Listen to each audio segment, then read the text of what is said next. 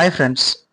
ఈరోజు జపాన్ దేశంలో భూకంపం లేదా సునామీ లాంటి విపత్తులు సంభవించి ఆ దేశం నాశనం అయిపోతుందని జపాన్ దేశానికి చెందినటువంటి బాబా వంగ గారు చెప్పడం జరిగింది. మరి నిజంగా జపాన్లో సునామీ రాబోతుందా? జపాన్ అంతం కాబోతుందా? మరి బాబా వంగ గారు చెప్పినటువంటి ఇప్పటి వరకు ఎన్ని నిజంగా జరిగాయి? ఇలాంటి ఇంట్రెస్టింగ్ విషయాల గురించి మనం ఈరోజు యొక్క వీడియోలో తెలుసుకునేటువంటి ప్రయత్నం చేద్దాం. సో వీడియోలోకి వెళ్ళడానికంటే ముందు ఒక్కసారి మీరందరూ వీడియోకి లైక్ చేసేటట్టు ప్రయత్నం చేయండి. మరి బాబా వంగా గారు జపాన్ దేశంలో ఉన్నటువంటి బల్గేరియా అనే ప్రాంతానికి చెందినటువంటి ప్రసిద్ధ జ్యోతిష్యురాలు. ఈమెకు సంబంధించినటువంటి ప్రత్యేకత ఏంటంటే భవిష్యత్తును ముందుగానే చూడగలిగే దివ్య దృష్టి ఈమెకు ఉందని అక్కడ ఉన్నటువంటి ప్రజలు నమ్ముతారు. ఆమెకు కళల ద్వారా భవిష్యత్తు సంఘటనలు కనిపిస్తాయని ఆమె స్వయంగా చెప్పుకోవటం అనేది జరిగింది. దీనికి సంబంధించి ది ఫ్యూచర్ ఐసా అనేటువంటి పుస్తకం 1999లో విడుదల కావటం అనేది జరిగింది. దీన్ని తెలుగులో నేను చూసిన భవిష్యత్తు అనే పేరుతో పిలవటం జరుగుతుంది. మరి ఈమె ఈ పుస్తకంలో ఆమె తన కళలు మరియు దివ్య దృష్టి ద్వారా చూసిన భవిష్యత్తు సంఘటనలను కామిక్స్ రూపంలో వివరించడం అనేది జరిగింది. నిజానికి మొదట ఆమెకు అంతగా గుర్తింపు రాలేదు, కానీ ఆమె పుస్తకంలో చెప్పిన కొన్ని విషయాలు కాలక్రమేణా నిజం కావడంతో ఆమెకు జపాన్లోనే కాకుండా ప్రపంచవ్యాప్తంగా మంచి గుర్తింపు లభించడం అనేది జరిగింది. ఆమె చెప్పిన అంచనాలలో చాలా వరకు, అంటే దాదాపు 80% వరకు నిజమయ్యాయని అక్కడ ఉన్నటువంటి ప్రజలు నమ్మటం అనేది జరుగుతుంది. అయితే అందులో ఒక సన్నివేశం ఏంటంటే 1995 సంవత్సరంలో జపాన్లో కోబు భూకంపం రావటం అనేది జరిగింది. ఆమె ఈ వినాశకరమైనటువంటి భూకంపం గురించి ముందుగానే ఊహించి చెప్పారని అక్కడ ఉన్నటువంటి ప్రజలు చెప్తారు. ఇది 20వ శతాబ్దంలో జపాన్లో రెండవ అత్యంత ప్రాణాంతకమైనటువంటి భూకంపంగా అక్కడ ప్రజలు చెప్పుకోవటం అనేది జరుగుతుంది. మరి అదేవిధంగా 2011 సంవత్సరంలో తోహోకు భూకంపం మరియు సునామీ, దాదాపు ఈ యొక్క విపత్తు లోపల 22,000 మంది జపానీస్ ప్రజలు చనిపోవటం అనేది జరిగింది.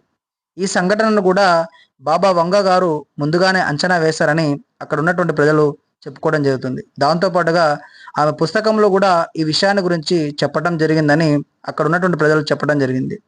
ఈ అంచనా నిజం కావడంతో ఆమెపై జపానీయులకు నమ్మకం అనేది మరింత పెరిగిపోవటం అనేది జరిగింది.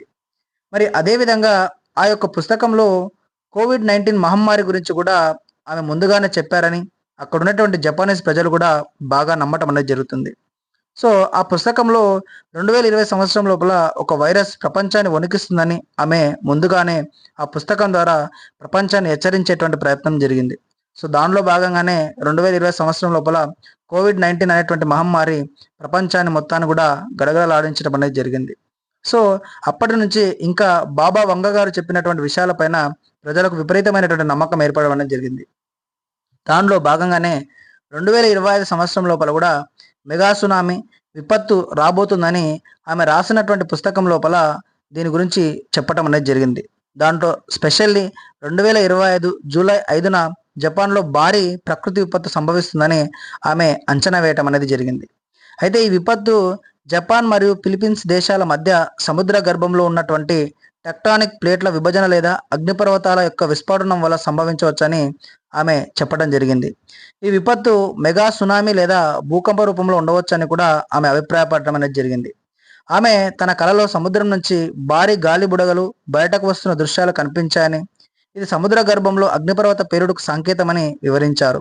ఈ సునామీ జపాన్తో పాటు తైవాన్, ఫిలిప్పీన్స్, ఇండోనేషియా వంటి తీర ప్రాంతాలకు కూడా ప్రభావితం చేయవచ్చని ఆమె అందులో ప్రచురించడం అనేది జరిగింది.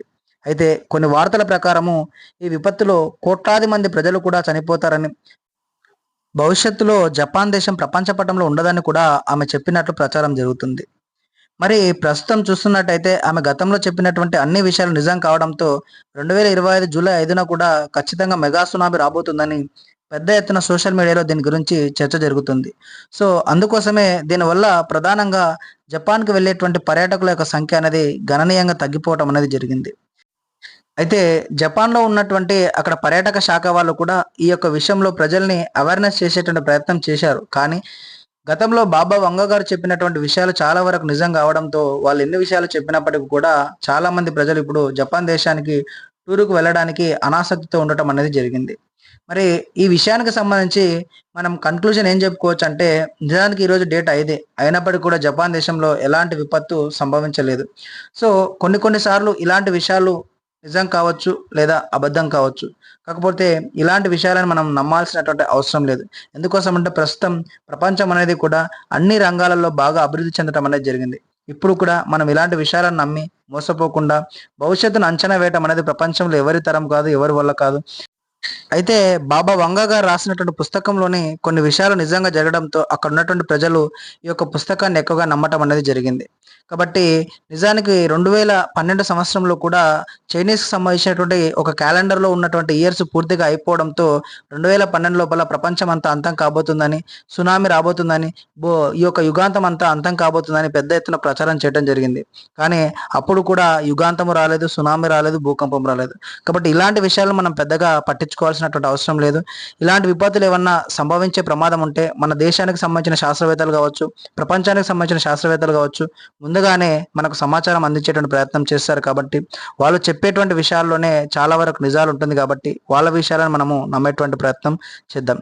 సో, ఈ యొక్క వీడియో మీ అందరికీ బాగా నచ్చినట్టయితే ఈ యొక్క వీడియోకు లైక్ చేయండి. అదేవిధంగా ఇలాంటి మంచి మంచి వీడియోస్ కోసము మన యొక్క ఛానల్‌ని సబ్స్క్రైబ్ చేసుకుంటారని ఆశిస్తున్నాను. Thank you everyone.